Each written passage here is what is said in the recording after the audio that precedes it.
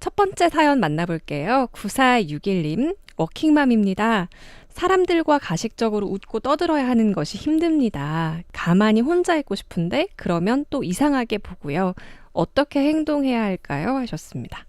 네, 그 사회성이 좋다고 흔히 얘기하는 남들과 어울리기 좋아하는 사람 입장에서는 참 할 필요도 없는 고민인데 정반대 이런 나만의 혼자의 시간을 즐기고 또 편안하게 생각하고 사람들과 있으면 아무래도 스트레스가 더 많은 사람들이 훨씬 더 많죠. 사실 더 많거든요. 네. 어쩔 수 없이 우리가 남들 앞에서 교류하면서 표정 관리하지만 사실은 그냥 가만히 무표정으로 있고 싶은 사람이 훨씬 많으니까 이런 본인의 마음을 일단 주변 사람들한테 많이 알려보세요. 그러면 사실 나도 그래 하면서 동감할 사람이 많아요.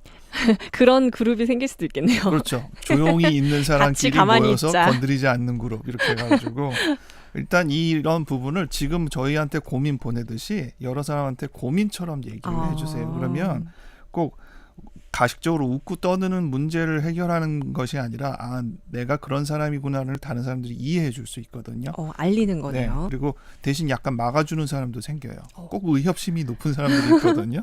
오지랖이 얘한테 높은 그렇게 하지 사람도 마, 있고. 이렇게. 네. 그래서 그런 사람들이 내 편이 되면 참 편합니다. 그래서 여러 면으로 본인의 상황들을 좀 더 많이 알려주시고요. 한 가지 노력할 일은 이제 대부분 사람들이랑 지내는 거를 가식으로 생각하는 거예요. 본인이 진심으로 사람들과 있을 때 즐거운 경험들이 많이 없다는 것을 냉정하게 생각해 보면 조금 더 다른 사람한테 관심을 가지고 그 사람의 즐거움에 동참하는 어떤 마음들이 생기거든요. 네. 그럼 이것도 재미구나라는 경험들을 하게 되는데 그런 부분들도 조금씩 늘려가면 좋을 거라고 생각합니다. 2849님, 딸이 우울증과 조울증 사이에 있는데 약을 5년 정도 먹었습니다. 좀 나아져 약을 끊고 3개월 후에 다시 발병했습니다. 화가 나서 혼자 중얼거리고 유유.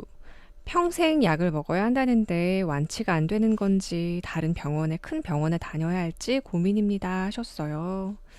네, 아이고. 참 안타까운 일이긴 하지만 정신과 약물 치료는 비교적 평생 먹거나 꽤 오랜 시간 복용하게 되는 경우가 많아요. 그렇군요. 그래서 1년 이상 복용하면 뭐 5년은 거뜬히 넘어가고 5년까지 치료를 했었다라고 하면 또 이런 식으로 재발했다 그러면 일단 중간에 끊는 일은 없다라고 생각을 해보는 게 더 맞습니다. 그래요. 네, 그만큼 어려운 부분인데 이제 병원을 옮기는 문제는 꼭 지금 문제가 치료가 안 돼서 다른 병원을 가야 되는 입장이 아니기 때문에 옮길 필요는 없어요. 3개월 동안 약을 끊어서 결국은 재발한 거니까 같은 병원을 쭉 진료를 하셔도 되고 다만 우리가 밥만 먹고 사는 사람은 아니듯이 결코 약물 치료만으로 해결될 수 있는 문제는 없어요.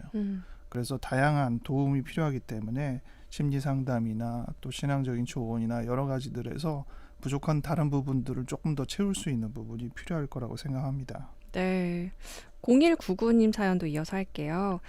안녕하세요. 교회에서 얼굴 보면서 초등학생처럼 좋아하는 사람과 안 좋아하는 사람을 분류하면서 간식을 챙겨주는데 주일마다 안 좋아하는 분류의 사람들이 너무 속상해합니다. 장로님이 이런 일을 하시는데 어찌 마음을 다스리면 좋을까요? 네, 기도를 해봐도 속상함이 더해집니다. 네. 일단 허허. 사연을 들으면서 초등학생처럼 좋아하는 사람과 안 좋아하는 사람을 오. 분류하는 것은 요즘 시대가 아니다. 요즘 초등학생 굉장히 영악해서 오, 좋아하는 사람, 안 좋아하는 사람 그런 식으로 분류 잘 안 합니다. 요즘은 다 챙겨주죠, 그죠? 네, 오히려 사회성이 우리보다 나아요. 근데 어쨌든 무슨 말씀을 하시는지 우리가 잘 알고 게다가 교회의 중진들이 그렇다면 다른 사람들이 얼마나 상처를 받겠어요. 근데 이 점에 있어서는 공적인 감정과 사적인 감정을 좀 분리해서 우리가 생각해 볼 필요가 있어요. 일단 사적인 감정이 아닌가라는 부분에서 다른 사람한테 물어보고 나 혼자 그런 생각이 너무 치우치는 건 아닌가라고 생각하면 두 부분이 당연히 섞여 있잖아요. 뭐든지 칼로 이렇게 딱 자르듯이 얘기할 수는 없거든요. 그래서 내 사적인 감정을 일단 조금 더 많이 완화하는 쪽으로 이야기를 하면서 푸는 것 꼭 필요하고요. 동시에 이게 공적인 감정이다 하면 공론화해야죠. 그래서 교회 중진이 그럴 수는 없다. 다른 사람 상처받는 거를 빤히 알면서 그럴 수는 없다는 얘기를 누누이 반복적으로 이야기를 해야 되고 그게 개인에게 어떤 해결이 잘 안 되면 구조적으로 사실은 해결돼야 돼요. 그 체계라는 거는 그래서 있는 거거든요. 네. 한 사람이 갖는 개인적인 감정 때문에 사회가 망가지는 거를 피하기 위해서 결국 시스템이 존재하는 거거든요. 저도 보면 제 개인적인 역량으로 만약 진료만 했다면 많은 사람들한테 큰 상처를 줄 수 있을 법한 일들이 꽤나 많았어요. 네. 근데 그게 병원이라는 시스템 안에 있거나 이럴 때 다른 사람들과 함께 있어서 해결된 일들이 많았거든요. 그래서 그때 정말 이 시스템이라는 게 중요하구나라는 걸 배웠기 때문에 교회도 일종의 조직이잖아요. 그래서 그 조직의 법령과 질서와 이런 것들을 잘 생각하면 이 문제도 해결할 수 있을 거라고 생각합니다.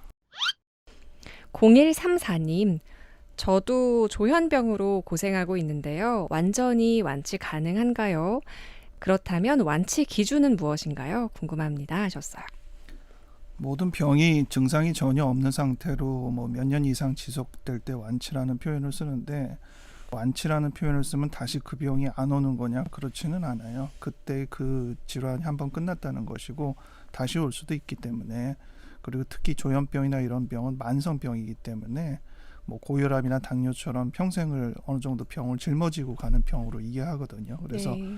관리라는 차원의 표현을 더 많이 씁니다. 그래서 이 부분에 대해서는 아쉬움이 있지만 병을 잘 관리하면서 남들에게 별 문제 없이 지내는 것, 그것이 더 완치에 가까운 느낌으로 생각해 주시면 좋겠습니다. 9030님, 안녕하세요. 사뜰 왕 애청자입니다. 너무 엄하고 극단적 이기주의 엄마 밑에서 자라서 자존감이 낮고 감정들을 누르며 살아왔기에 40대 아이 엄마가 됐음에도 아직도 그렇게 사라지고 있습니다. 문제는 기쁨을 표출하기가 힘이 듭니다. 살면서 기쁜 일이 있을 때 그걸 표현하면 사라져버릴 것 같아서 기쁘거나 행복한 마음이나 기분을 늘 누르게 됩니다. 그러다 보니 잘 웃지 않게 되고 답답합니다. 다른 사람들은 제가 포장을 잘하고 지내서 그런지 제가 이런지 모르는데요. 저는 너무 답답하고 슬픕니다. 어찌해야 될지요?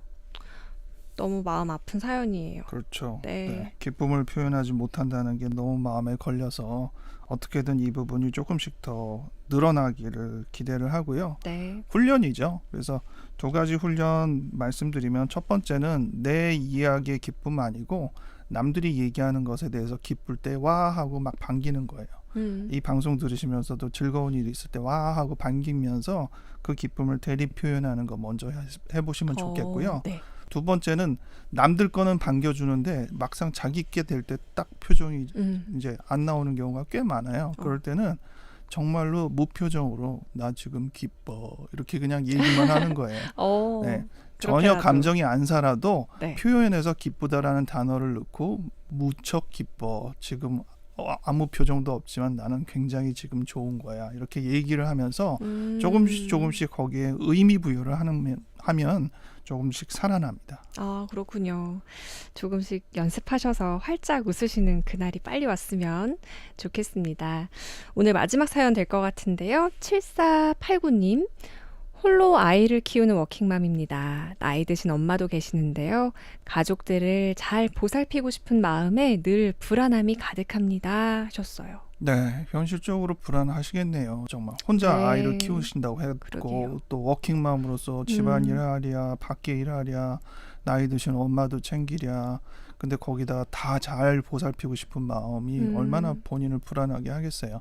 만약 잘 보살피고 싶은 마음이 없으면 불안하지 않을 겁니다.